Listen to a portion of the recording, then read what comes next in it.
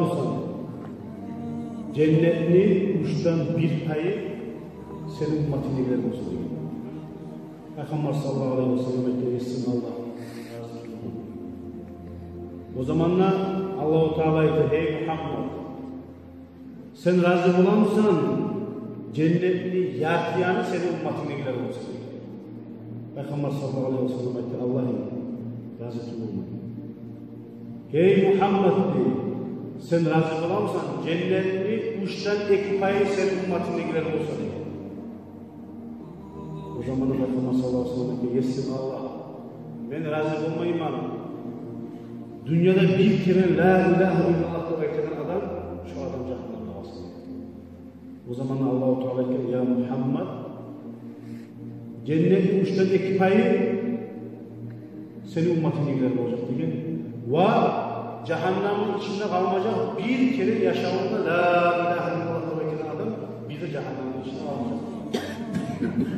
Peygamber sallallahu aleyhi ve sellem haysiyetler biliriz. Bunu Allah'tan dilediği zaman Allah'ım benim ümmetim, benim ümmetim.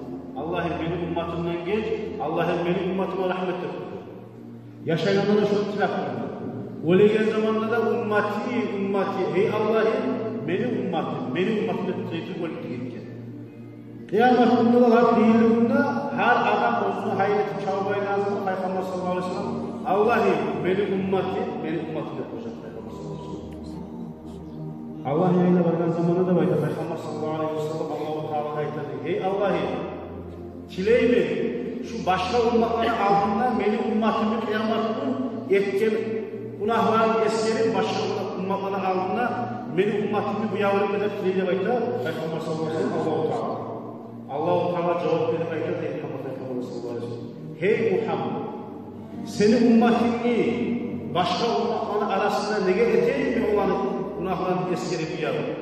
Senin ümmetin dünyadan sen ettiğinden sonra ettiğin günahların sevgilerinden söyleyeyim demek. Burası kardeşler, Allah-u Teala ne çift peygamberini suya, ne çift peygamberin ümmetini suya. Elhamdülillah bir şey söyleyeyim olan Muhammed peygamberin ümmetine geliriz. Bir şuna şükür etmesek yaramayız.